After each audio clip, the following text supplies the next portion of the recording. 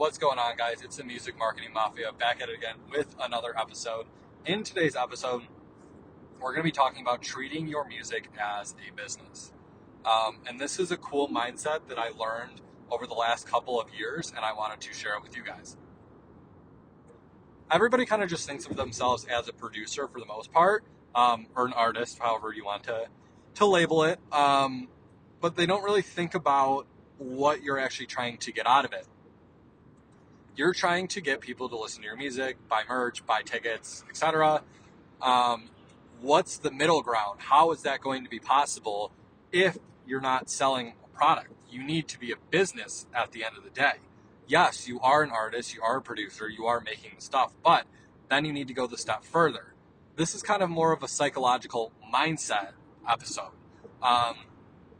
Because if your next step after you make music isn't, how am I going to sell this music? How am I going to get people to listen?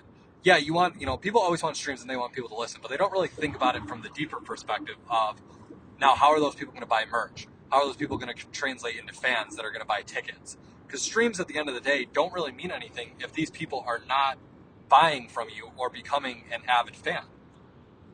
You have to treat it just as you would a startup business or any type of business.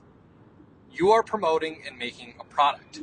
The quality of the product, the type of product, how you market the product is all going to come into play at the end of the day when you are trying to sell it to these people. It's just like if you went to the store. If you went to Target, Meijer, whatever, and there was a variety of different products there. This is like all the different music out there. People can pick and choose the type of music they want and what they're feeling for the day. How are you going to stand out from everybody else? Is it the type of music you do? Is it how you get across to your fans? There are so many different ways that you can go about this to separate yourself. I probably will make an episode completely dedicated to branding, because branding is kind of a make or break thing in the industry, especially now with social media. You have a lot more opportunity, but it can be a little bit more difficult to get some of the stuff you want across. But like if you think about your big and famous brands out there, McDonald's, Pepsi, Coke, whatever, they have logos, colors, slogans. They have stuff that people remember them by. When you're making music, what are people going to remember you by? Do you have a trademark sound? Do you have a trademark beat tag? What establishes you and your brand as an artist versus all of the competition out there? Because everybody else has a brand too. How are you going to separate yourself from them? Again, like I touched on the last episode, it's a very saturated market. There are lots and lots and lots of songs out there. Yes, you can do promo stuff to get your music heard by certain people and more people, but how are you going to get those people to translate into being fans? A lot of it's going to come into your Instagram, your coloring, how you take your images, how often you're posting.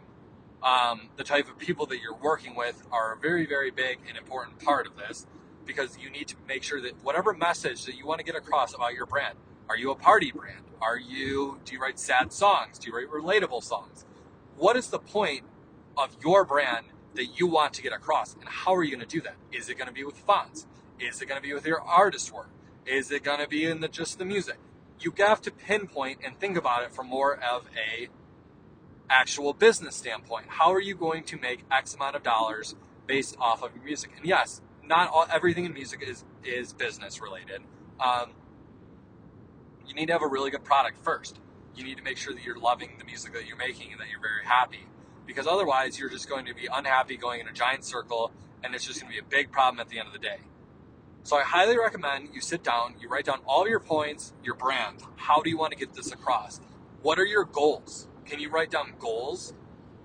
Writing down goals is a really, really big and an overlooked thing that I do a lot now that I'm happy to share with you guys. Because if you write down goals, you can then kind of reverse engineer. How are you going to get to that goal? Well, how much money do you need? Who do you need to work with? The more people that you're working with and the more people that you have working towards the same goal, the better off you're going to be in the end.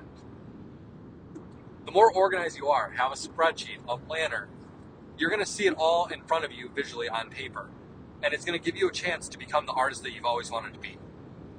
So I really thought this was an important episode. I'm really happy with everything that we covered. Please continue to leave comments.